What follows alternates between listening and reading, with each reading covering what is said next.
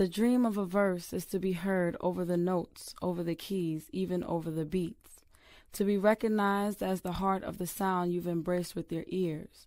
To hear more than a melody. To hear the meaning of the commentary voiced in rhyme, just a verse. In other words, I don't want you to be so infatuated with me that that's all you come to see, the image of me, the physicality of me. I want you to see me in my poetry, the flow in me, envision me as just a verse. Lines of thoughts and dreams resting on my mind, words trying to find a home in your heart, lyrics that spark different levels of intelligence within you, i.e., I want to make you think, become a part of me, feel what I feel. My pain, my joy, my disappointments, my love, my anger towards the one below, my gratitude to the one above. Everything that lives in me is in my verse, in me. See me through me, the unity within me, between me and my visual being and my lyrical beginnings. Who is me? Just a verse.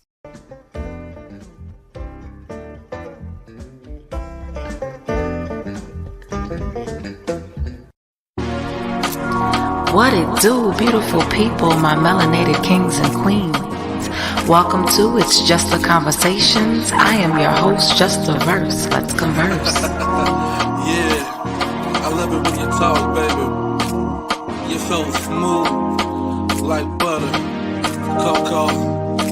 This is just a conversation. Tell me about it through my word and observation. That's all enough to be patient. But we gon' take it, we gon' not be complacent. We can run a race, start spotting history and all our innovation. We just having conversation. Tell me about it through my word and observation. Yeah.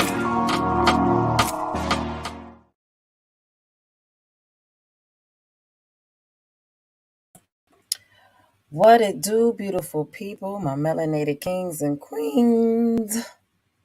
Just a Verse is here. No one else, just me. But we do have some guests because what we're going to be doing is talking about my favorite set of episodes. I know every week is my favorite, but this time, like, I mean it. Like, the month of March, we talked about Black love. And the reason why I wanted to talk about this was because these days we're like oversaturated with toxic relationships. Toxic relationships seem to be goals in 2023. And I just wanted to kind of remind everyone that there's more. There are options out here. Doesn't have to just be toxic.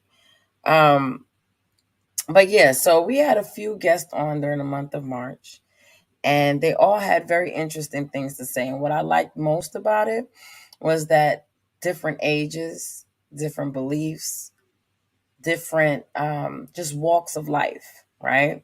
All melanated kings and queens, you know how I do. But they were all different in, just their ages, their careers, their cultures, it's just all over the board. And there were some things that just remained common and true throughout this whole thing. And I hope that you see it. If you didn't get a chance to watch, you can go to melanatedverses.com at any time and pull up the whole thing. But we're going to go ahead and we're going to start this out with Kiki and Makai. For those of you who don't know, Makai is my son. He's 23 years old. Kiki is his girlfriend. She's 22 years old. They've been together for about 4 years now.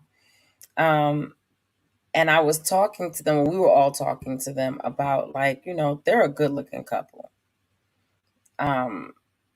They both got hella swag. They both just super cool. They both level heads, all of that good stuff. So I know temptations are out here.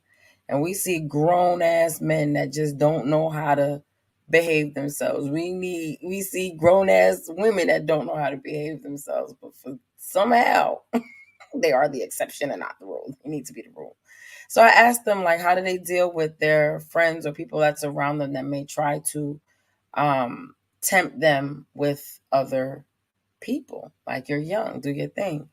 And let's go ahead and hear what they had to say on this. Let's see if I could do this because, I ain't never had to do this by myself. My daddy used to get this. But here I go.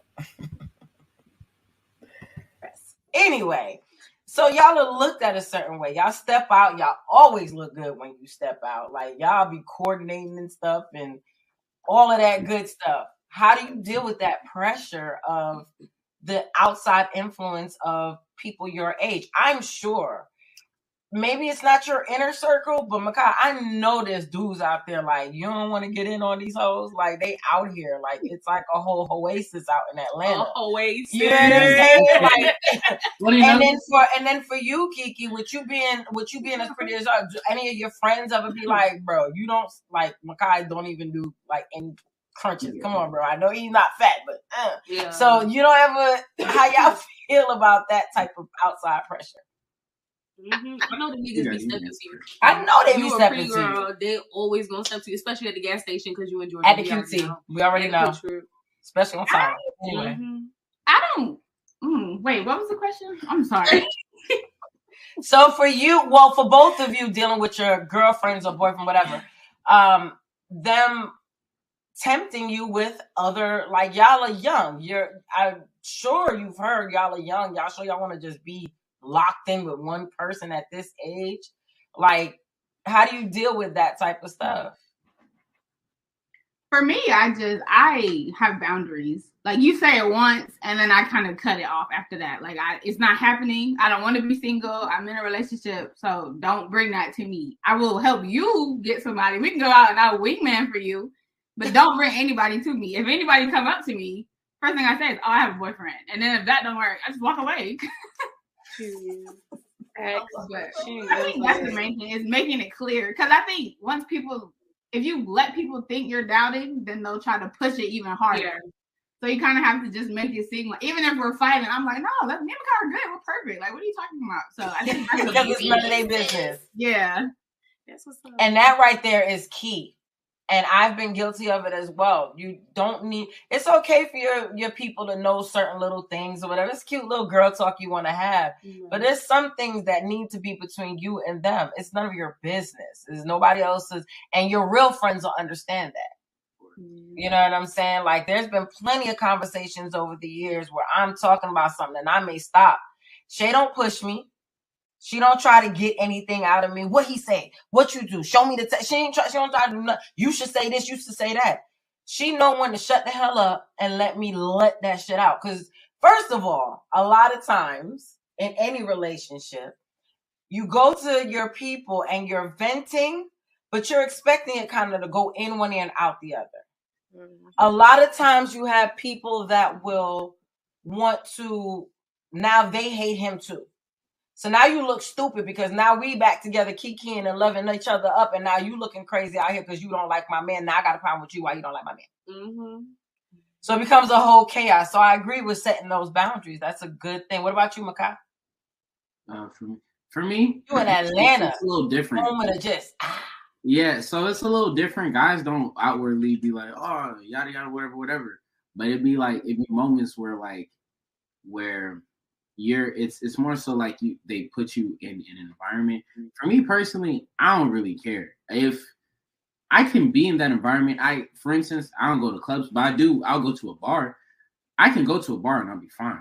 If I'm going there with my boys one night, if y'all are single, y'all do you. The moment I see y'all doing your own thing, cool. I'm at the bar, I'm getting my own drink. I got my own vibe. I'm cool. Or I whip out the phone, start texting Kiki. I was just about to say. You acting like I'm clean, but you texting me right now when you out. Like you sending mixed signals, but that's what I do because that's what's comfortable to me. So people already know, like the first, we're on year 4 right now, but the first year and a half, especially for me being back here, it was like a little adjustment period for people to kind of realize I'm really not on that time. I'm chilling. I'm doing my thing, you know? And I even had a conversation with my homeboy the other night where he was like, yeah, like I'm trying, you're really faithful. And it's crazy because I be trying to be like, oh, do your thing, like whatever. But you really be stuck in it. And I'm like, yeah. What homeboy was that? Don't worry about that. Don't worry about that. It's the shaking of the kid for me.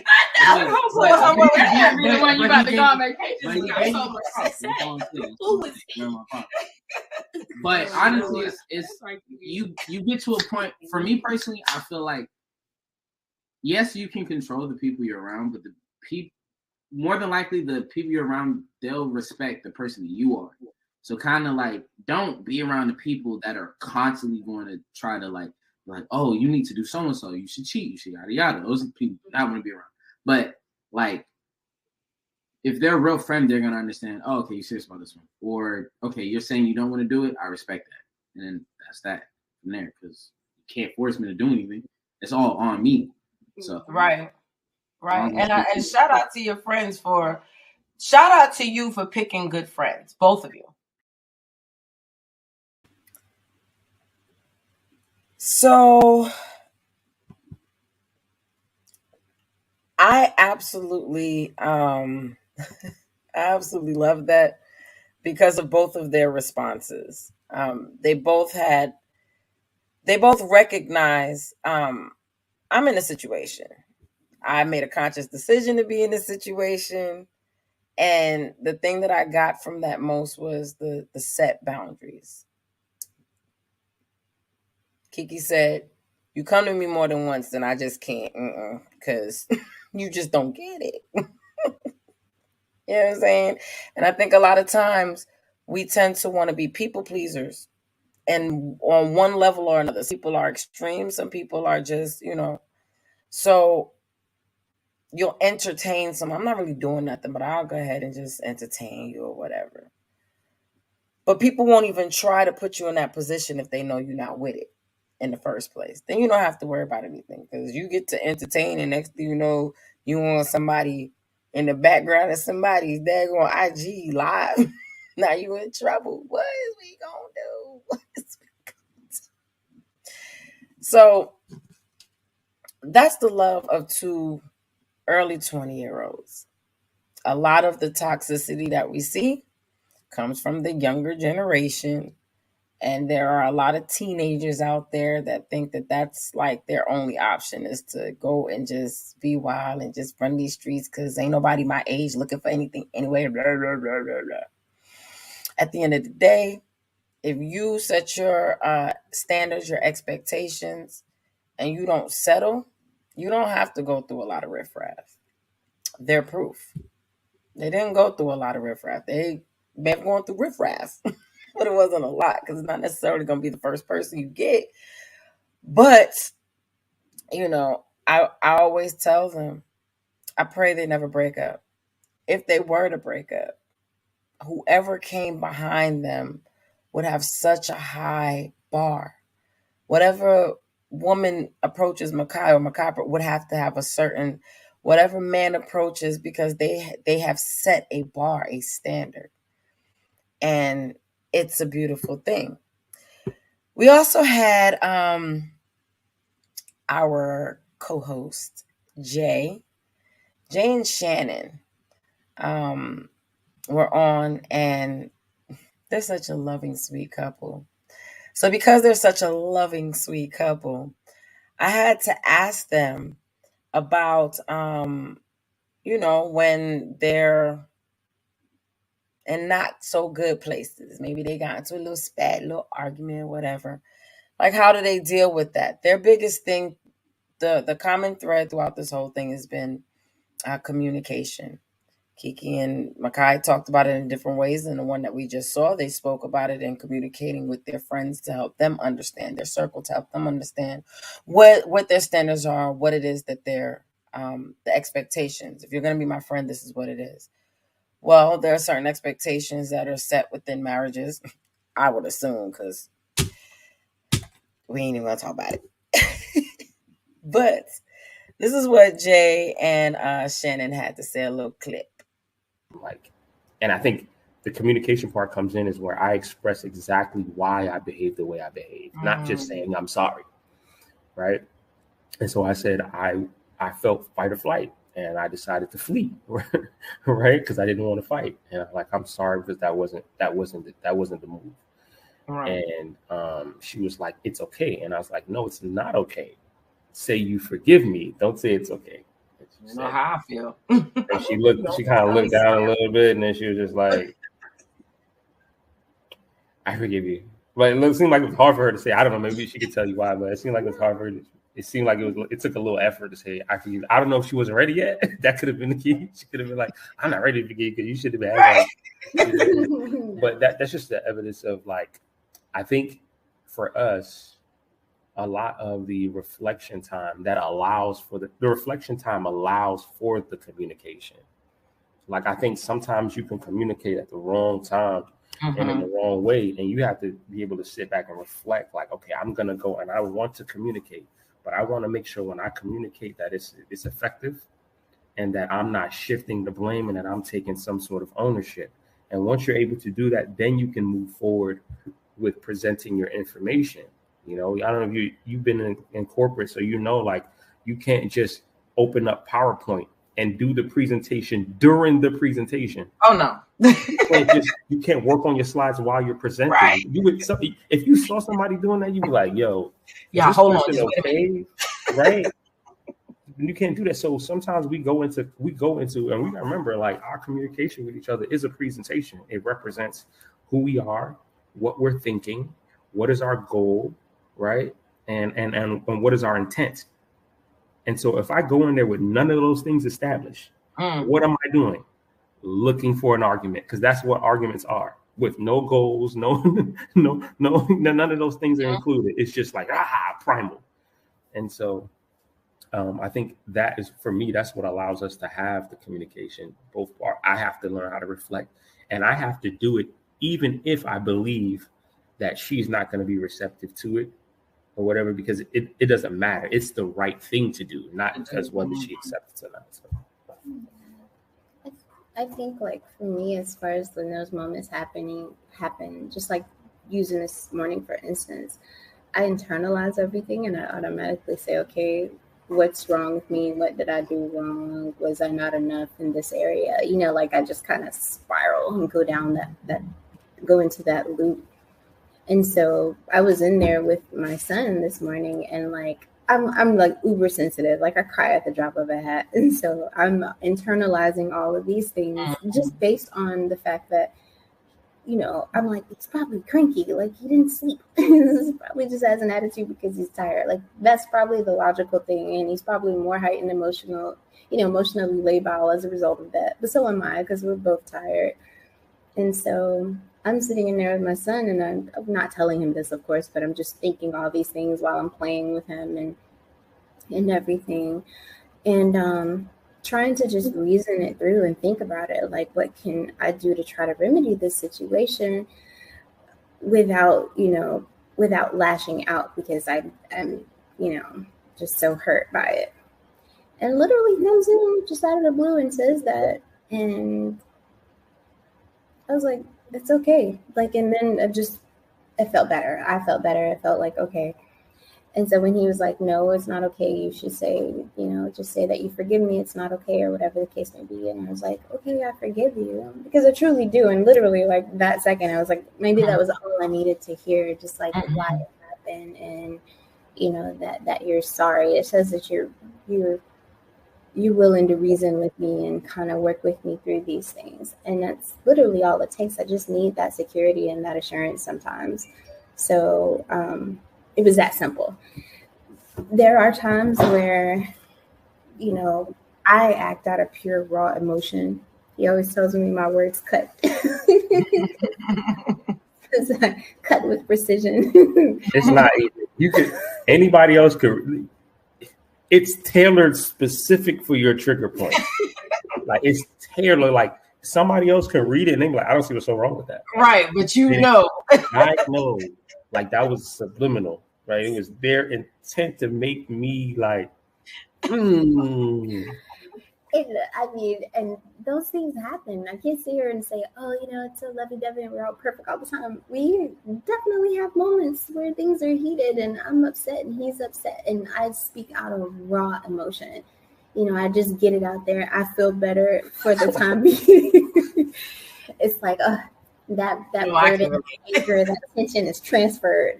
Like I got it off my chest. I'm good to go. But then, it come back around after thinking about it for some time, and just revisit and say, how would I feel if he did that to me, or how do I feel when that happens to me, kind of thing. and I pray about it, and I swallow my pride and go back and apologize. Sometimes you don't even feel it; you just do it because, and as you do it, and you start to feel it more. But it's the principle, and it's the right thing to do. It's the kind and loving thing to do. And again, like I said,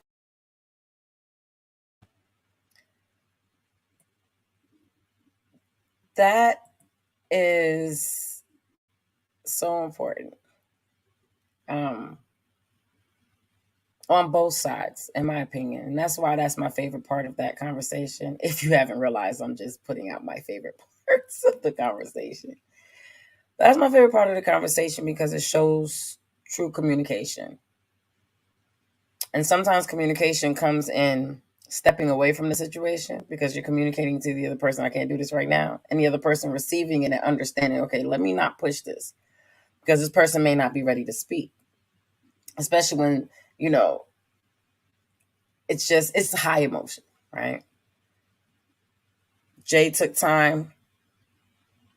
If you go to melanatedverses.com and watch the full interview, or UVV TV, don't forget the quotes. But yeah, so he took time. He said he had he was frustrated because they decided to spend quality time the night before, and he's so daggone responsible. He was thinking about what's gonna happen when the baby wakes up. We're gonna be tired.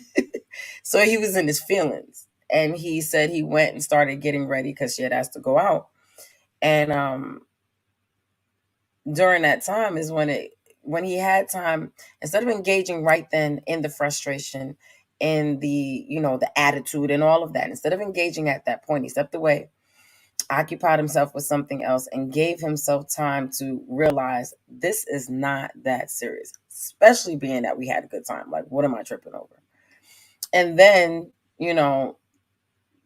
a lot of people don't know how to apologize.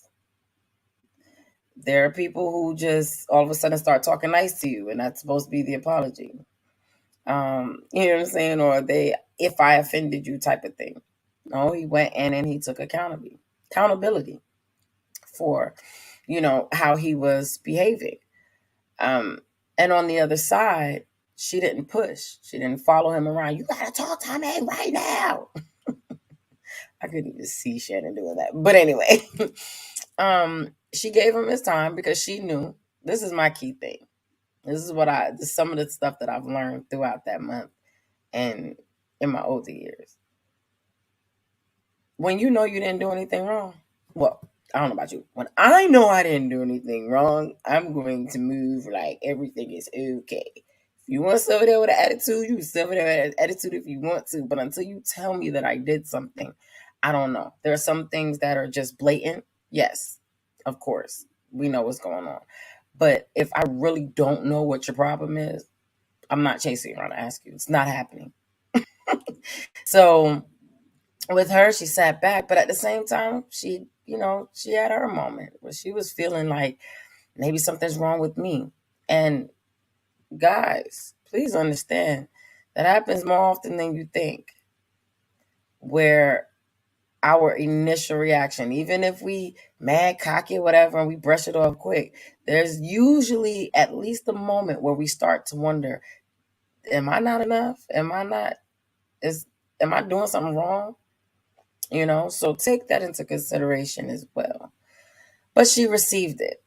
And I think what's also important in this part is when Jay said to Shannon, it's not okay. You can say you forgive me, but it's not okay. And that's something that I've been living by for like the last year or two. To be honest with you, even when someone says, excuse me, you're excused. I'm not going to say it's okay. They say, thank you.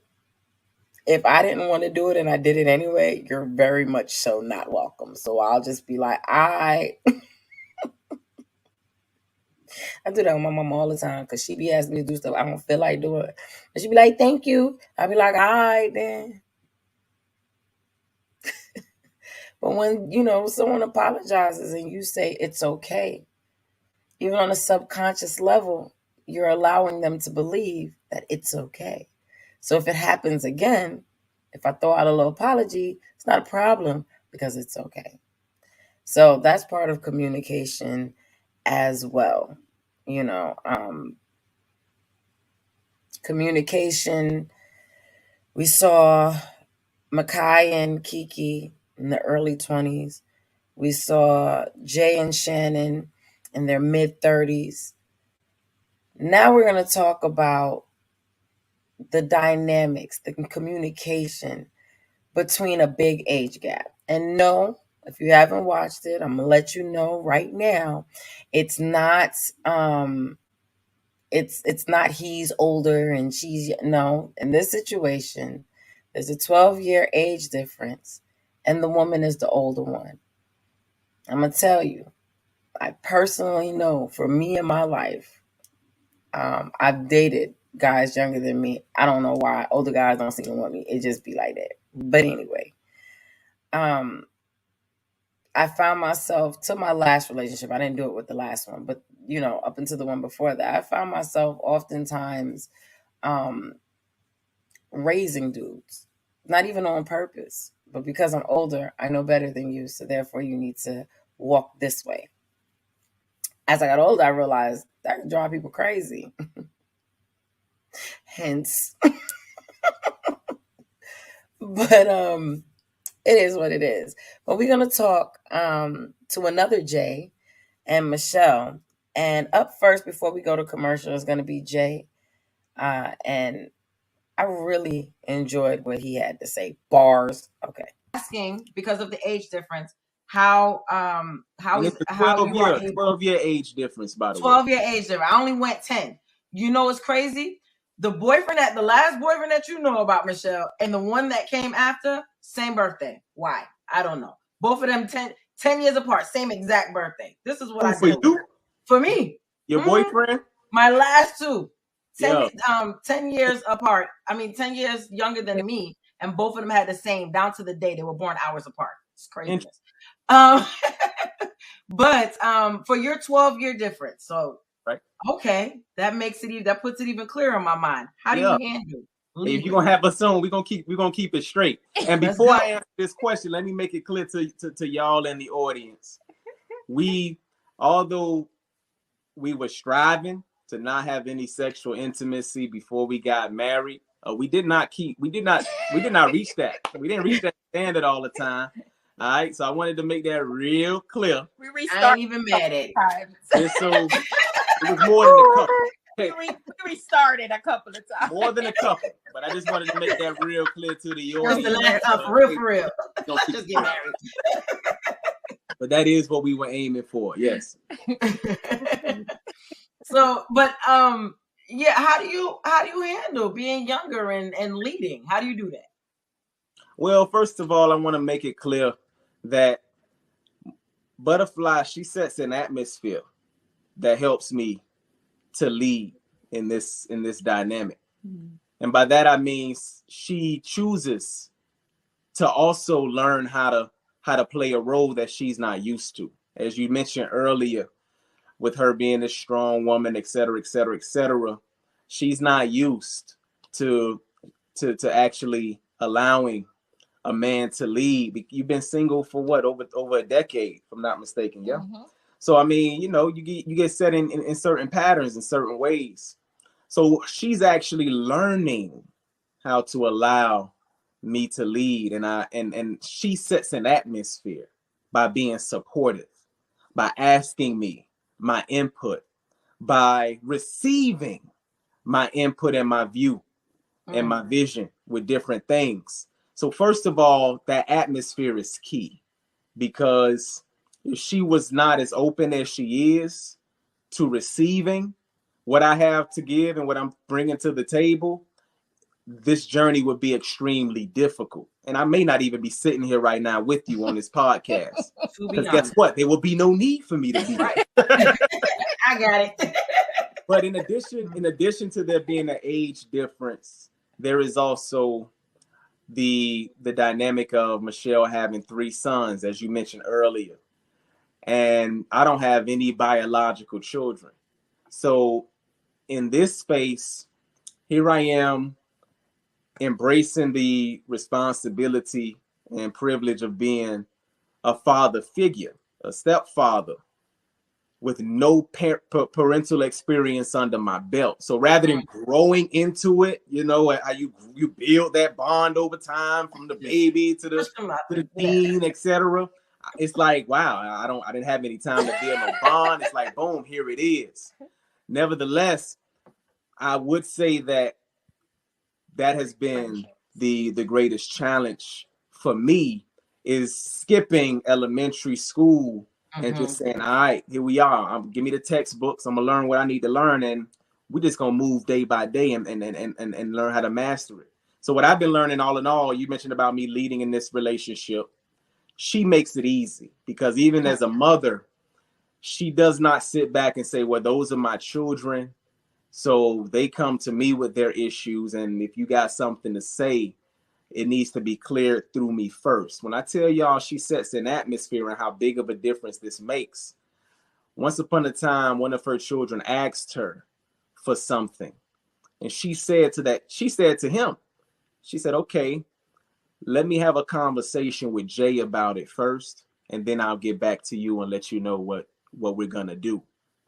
I mean, she could have easily just chose to, you know what I mean? This is my flesh and blood. My flesh and blood has a need.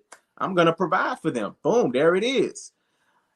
But she chose to include me in that decision-making process, which again helps set an atmosphere. She put me in a position of saying, hey, I trust you. And when a woman makes it clear that she trusts you, it changes everything in regards to how you lead and whether or not you choose to embrace the challenge of leading. So yeah, she's part of my fuel. The other part of it is God Almighty. And as far as that goes, she just lets me know, Jay, I trust you. And that helps me day in and day out to continue to rise to the standard, because she has a standard of excellence about her. And every day I'm challenging myself in some way or another to step my game up, to learn more, to grow more, to advance more. Because ultimately years don't equal experience. You know, you got 50-year-old boys out here.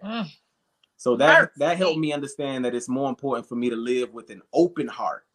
Open heart is able to be taught, is able to be trained, versus a closed heart. But again, I have to just emphasize that she helps set that atmosphere for me to embrace that role of leadership. I ain't gonna say nothing. I'm gonna go ahead and let us go to commercial. And on the other side, we gonna see Michelle.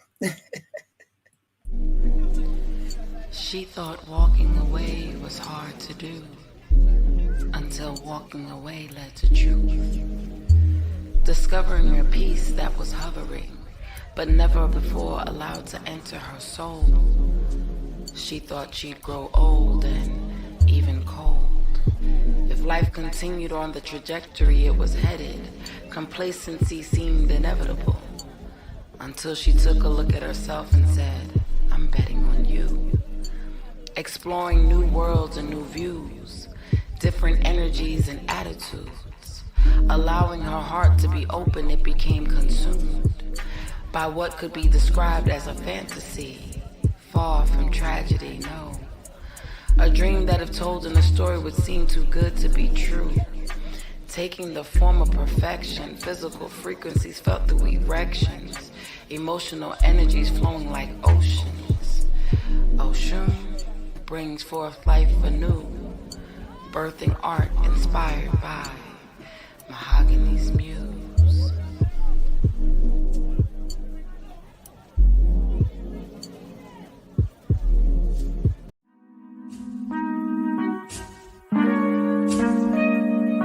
"30 is only a dream away, and Jess Copeland can feel it. Her unexpected journeys are filled with unpredictable obstacles, but she finds escape in her poetry. However, each rhyme she creates reveals that her life's path is still unwritten. Rather than face the unknown in fear, just cherishes a sense of peace in knowing every day she's given a blank page to fill with lines of her destiny, however colorfully chaotic it may be.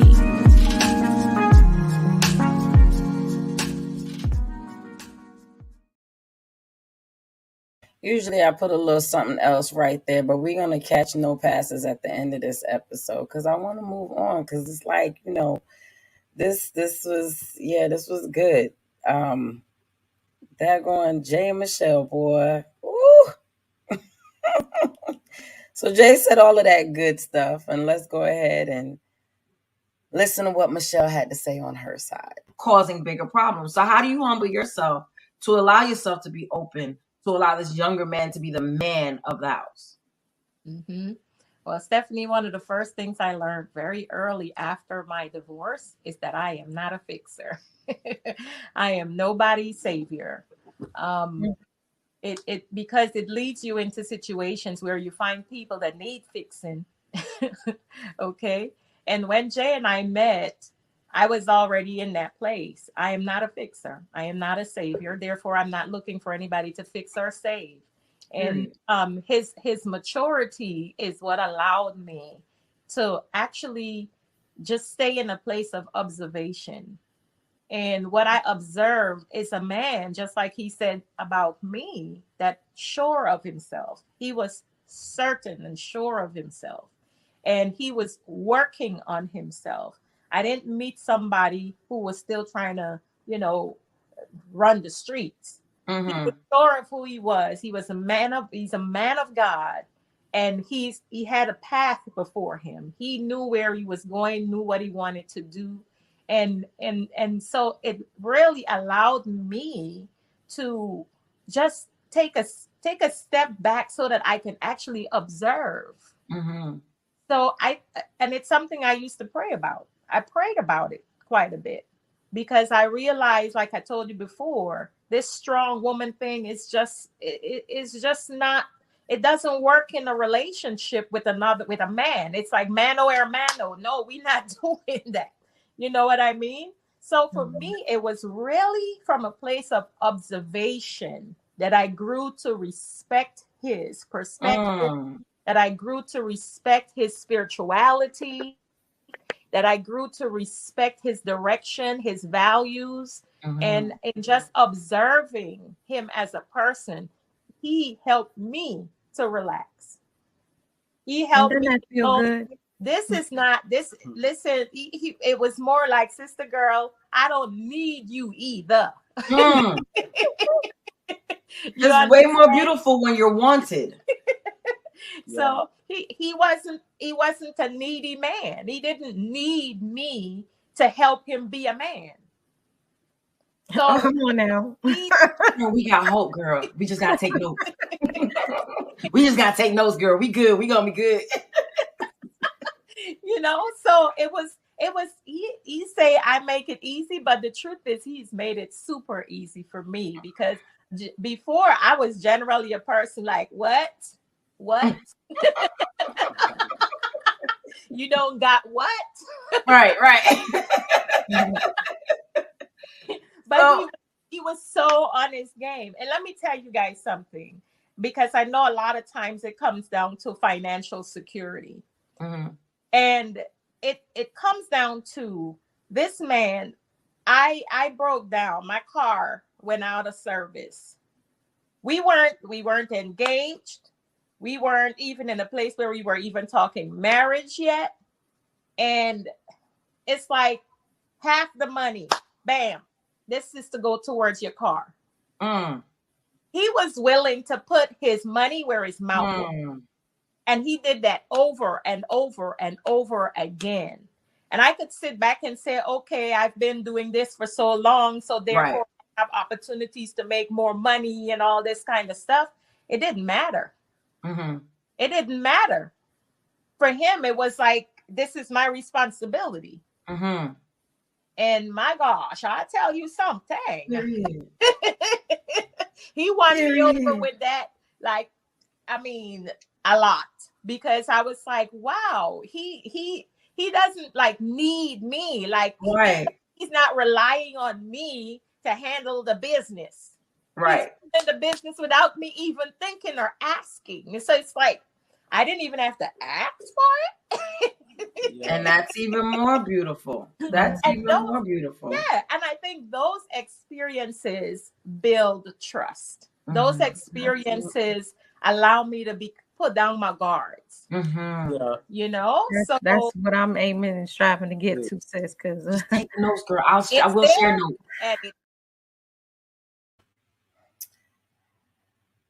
Well, first, let me make this very clear, abundantly clear. Michelle was financially perfectly fine on her own. It wasn't him doing that wasn't a thing of, oh, I couldn't afford it. She would have been able to take care of what it is. It's the effort. It's the thought. It's the not having to ask. Both sides of that was so beautiful. And of course it hit me because, like I said, older dudes don't ever want me. Oh, but him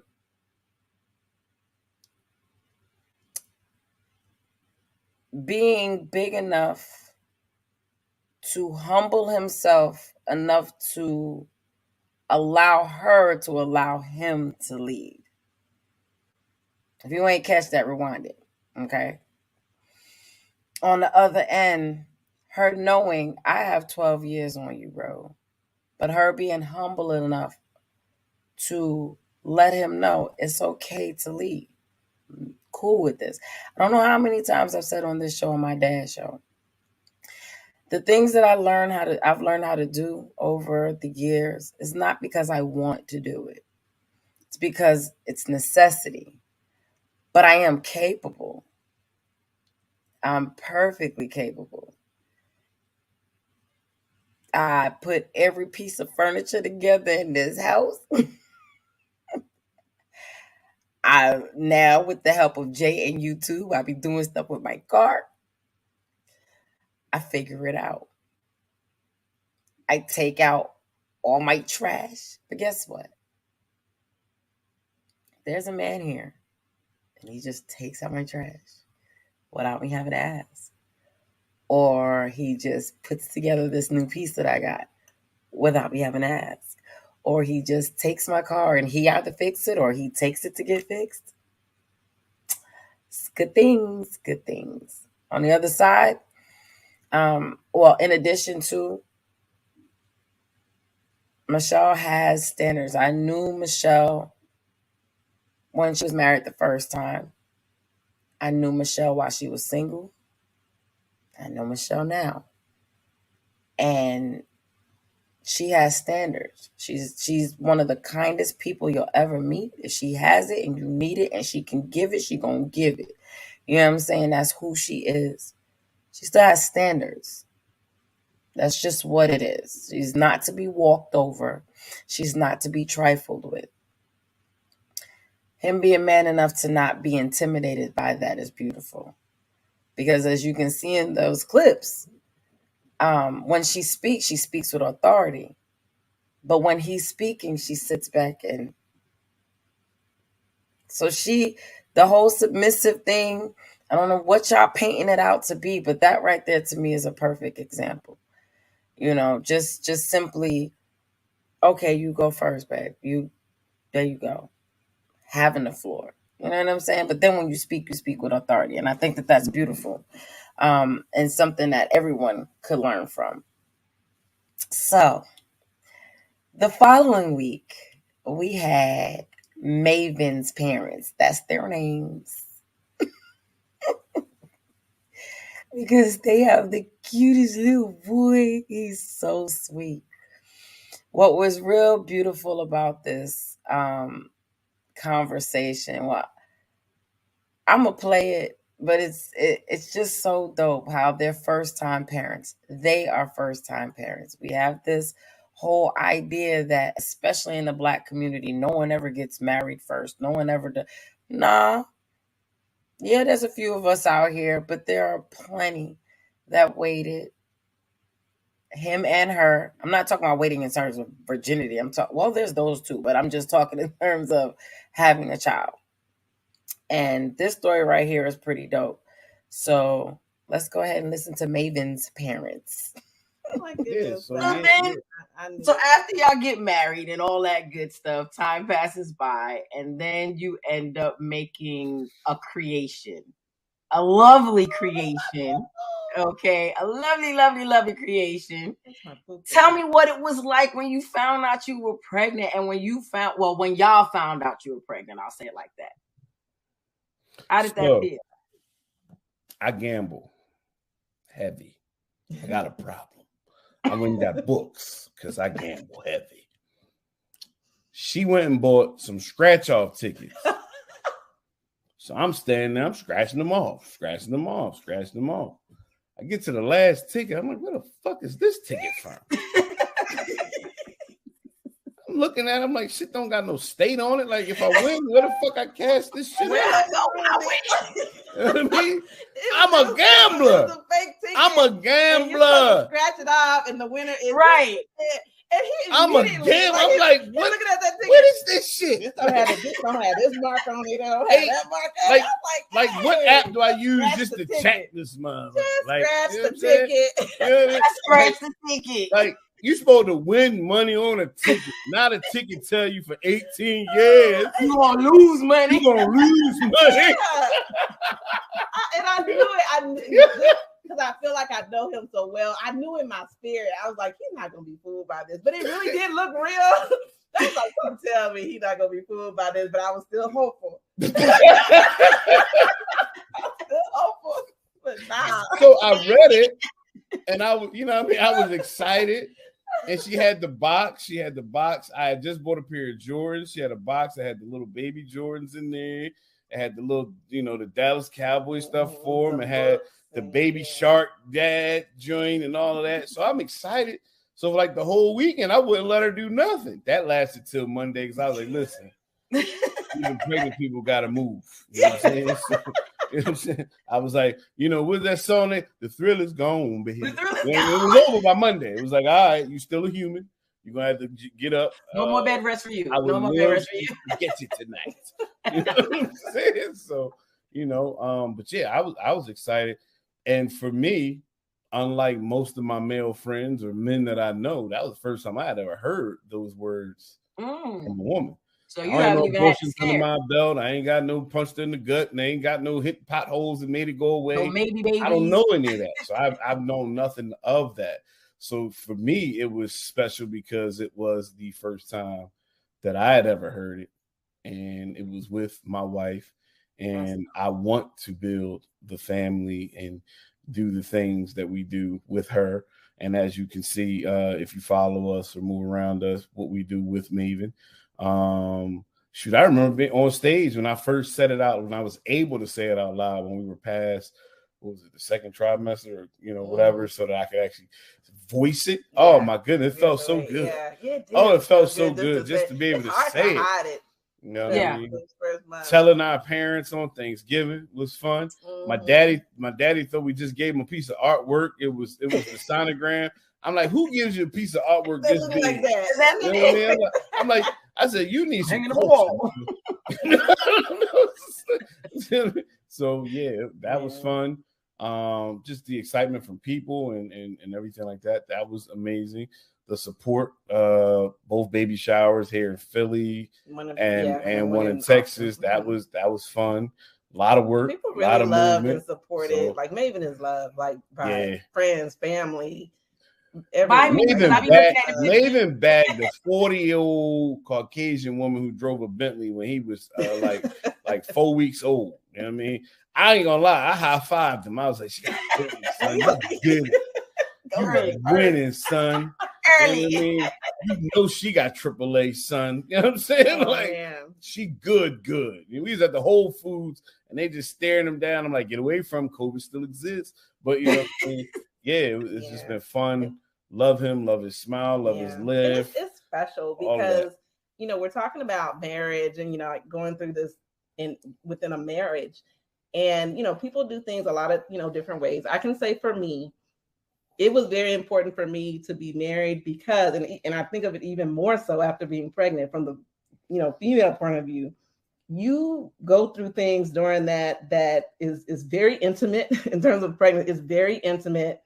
I just can't imagine anyone else being that, partner in that journey with me, because you just see so much.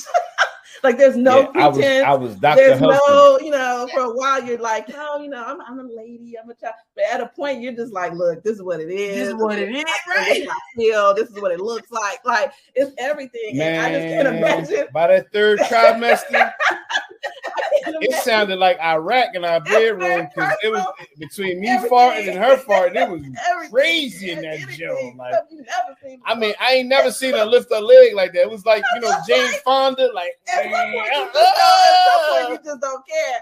And you don't. It wouldn't have been the same if I didn't feel that connection with him. At least for me, I have to feel that in order to feel comfort, because it's not pretty.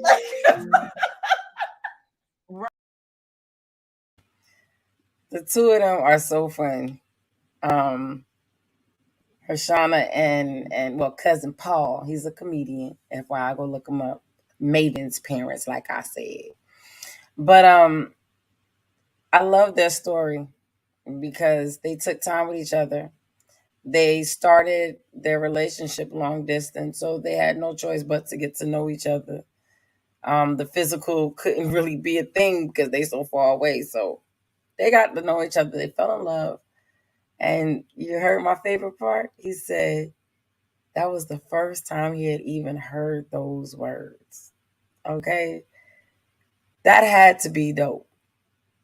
You didn't have any scares before. You get to enjoy this moment for the beauty that it is. And everybody doesn't get that. And I think that that's super dope with the two of them. And it's also showing that, there's no one path to love. There is no one path. There's everyone. There were consistent things throughout these conversations when it came to communication, when it came to, you see all of them have a friendship. There's a little joke, laughter, whatever within all of these, as different as they may be. I got my cussing friends. I got my Bible thumping friends. I got, all of that. But their love is just equally beautiful to me. All of them. The last set that we had on here, Sharon and Joel. Sharon and Joel have been together for 18 years. And Sharon's my oldest friend. Oldest in terms of longest. We met when I was about 9, something like that. And she's a year older than me. And I've seen her in her ups and downs and everything. And she's gone through some real crazy things, especially, the last couple years. If you look at the episode, you'll see she fought breast cancer and she came out on the winning side. You know what I'm saying? And that's real dope. But she had that great support system in this man. And their love has grown. I've watched their love grow into what it is now. And even the way they sit here, they've been together for 18 years when you see this, just the way they. But I asked them what's the key for, single folk like me. Bars, I'm just hot today. What's the key for? Never mind. So let's go ahead and hear what they had to say. Listen.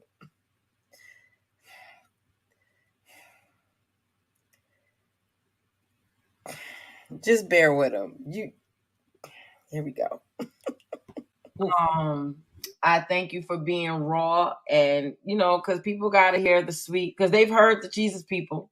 Oh Lord, they've heard the young people, they've heard the Jesus people, they've heard the in between, and then they've heard you. So they've heard the whole spectrum. You need to follow what I'm saying. Cut a nigga. Let him know. Or don't just cut him. You gotta let him know what's gonna happen. It's like when you tell a kid, because men are like children, you gotta let them know. If you don't do this, I'm gonna bust your ass. So there are options, right? So you can do that. You can pray about it. Y'all go to church together. You can't pray to Jesus how to cut a nigga. Just don't give your all in one saying shot. to pray about. Right? Do not give your all in one shot. You got to spread that shit out so you don't get cut. Who? The nigga? The nigga, the female, whoever. Everybody. Because this is a whole other episode. But I am a believer in dating. When we first meet, I'm not finna cut everybody off. I used to do that dumb shit. Mm-hmm. When we first meet, all of a sudden you say Grand Rising a couple times and I done cut everybody off because you're the one. So I'm not about to do that junk no more. So I get it in terms of, and then if we get to that point, then we can have a conversation about what it is. Like, if you ain't figured out, first of all, if you ain't figured out what I want by now, then maybe we don't need to have that conversation. Because if we talk long enough, I'm feeling like, but we can have a clarity conversation. Make sure you read between the lines.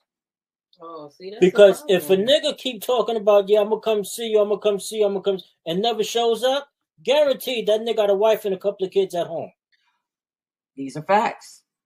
I've never slept with a married man, just so y'all know, because I know I'll be talking some wild shit. So you threw shots? Huh? No, I wasn't. Oh, Lord.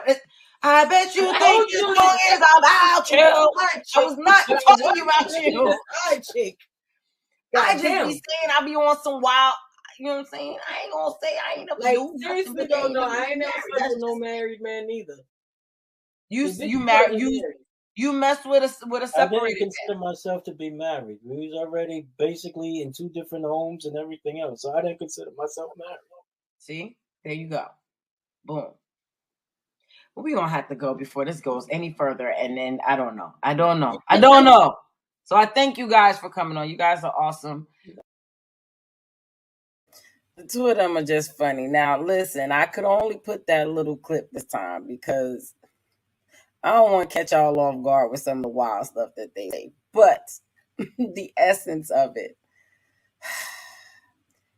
when Sharon said, cut a nigga, she's basically, well, she kind of means it, but what she's basically saying is don't tolerate nothing. Let people know what you want when you get into the situation. Let them know off rip what you want. As Joel says, you don't give your all to the first person that says, hey, good morning, Grand Rising, you're beautiful, whatever the case may be. You got to be out here and you got to communicate. You got to listen to what's being said to you. Look at the actions that's happening and understand, where your place is. Get clarity. That's, I think, is like one of the biggest lessons after the communication lesson is. Well, it's part of the communication lesson. Get clarity, get understanding. I learned a lot from these. I learned from Makai and Kiki about setting strong boundaries with your friends, what to allow them to know and what not to allow them to know when it comes to your relationship, because at the end of the day, it's your relationship.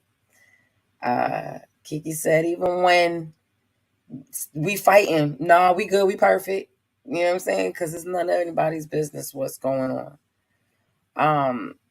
I learned from Jay and Shannon the importance of giving time so that when you do come back and apologize, or even when you do come back to accept an apology, that you're clear about what you're apologizing for, what you're accepting, that you have that communication to understand. Because sometimes we say, I apologize or I'm sorry, just to diffuse the situation. But when you come back, when you have time to think about it and you come back and you're able to say, listen, this is exactly what it is. And it's worth you forgiving. Some things you can forgive and walk away, but but if it's worth you forgiving and staying, then you make sure you communicate correctly with them that I forgive you. Not it's okay, but I forgive you, because it's okay gives them license to do it again.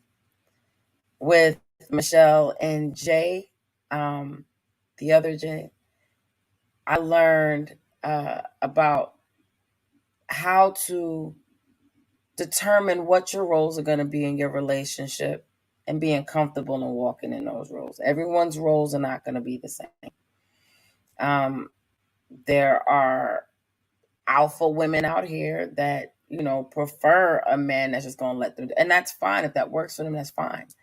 There's the opposite. That's fine. Whatever their dynamic is, respecting your role in that dynamic. For them specifically, as strong as Michelle is, she wants to submit. She wants to have someone to lead, right?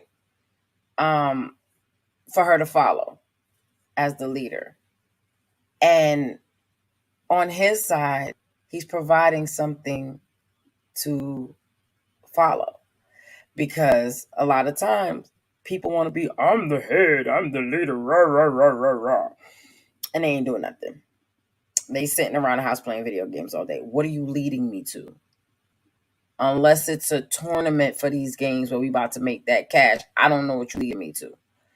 So it's understanding your roles, accepting what roles work for your relationship, and then being comfortable and allowing both sides to play their roles the way that they need to play them. I think that that's super dope.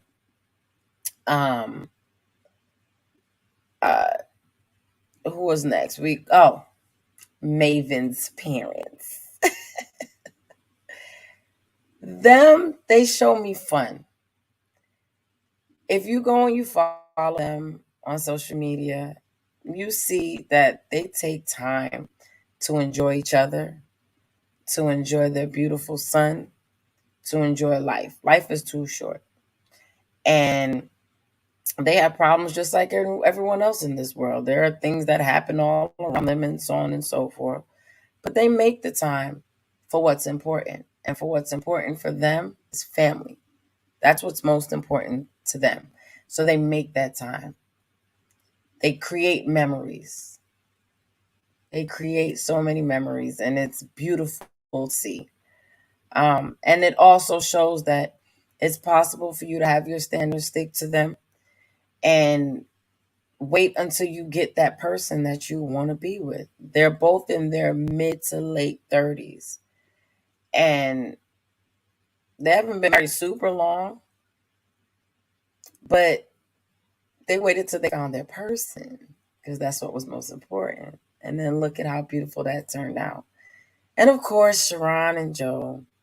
Again, I couldn't give you the big clips. It's just a little too much for this specific episode. But go and watch and see what they're talking about. But at the end of the day, they're big on, once again, communication. Sharon is big on, this is what I want. And if you can handle it, cool, let's move forward. If you can't, it's cool. One thing she said in the episode, if I had thought about it, I would have put that in there too. One thing she said in the episode was, the person for you can't get to you if this other person is in the way.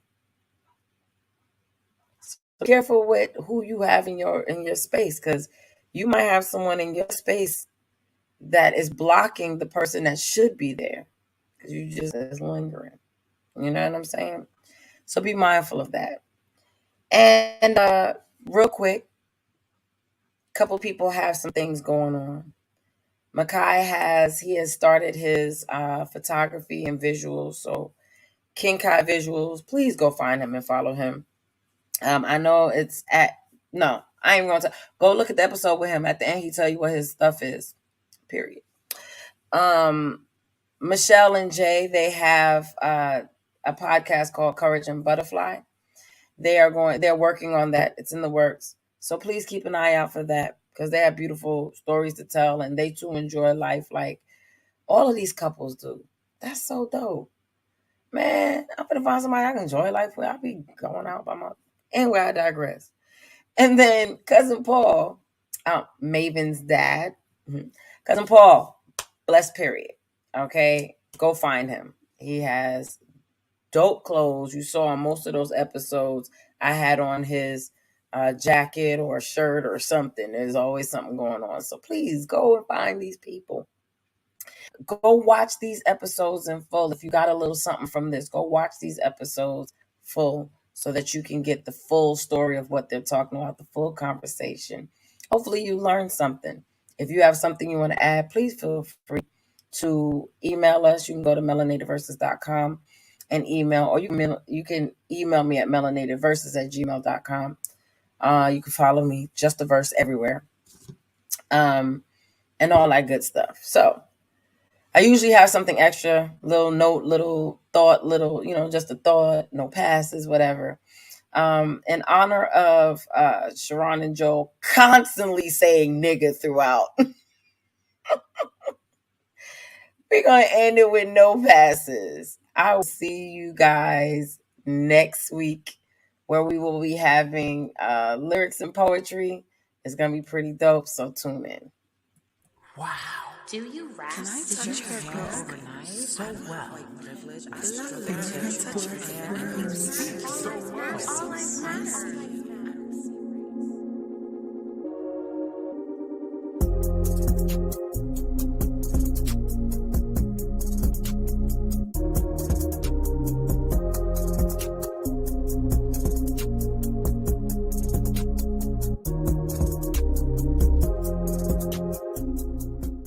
People were saying nigga before Trinidad James was born. And to sit here and say that the N-word has become divisive is absurd. The N-word is born out of slavery, it's born out of white supremacy.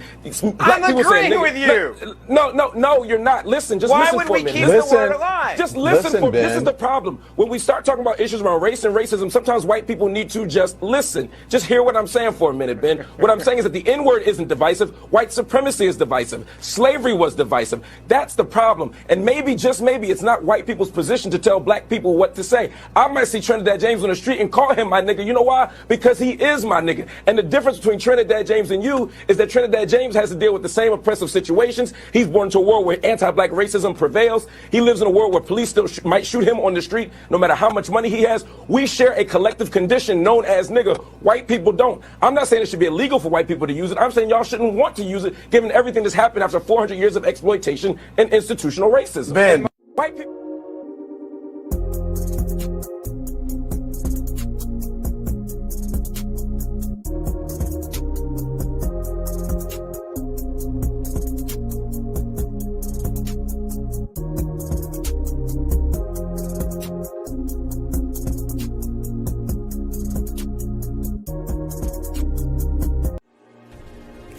Remember, you can find It's Just a Conversations and so much more at melanatedverses.com. Also, follow me on social media platforms at Melanated Verses. This is just a conversation. Everybody don't know more than observation. Tell enough to be patient, but we won't take it, we will not be complacent. We can moderate fast, that's part of history being all our innovation. We just having conversation. Everybody don't know more than observation. This is just a conversation.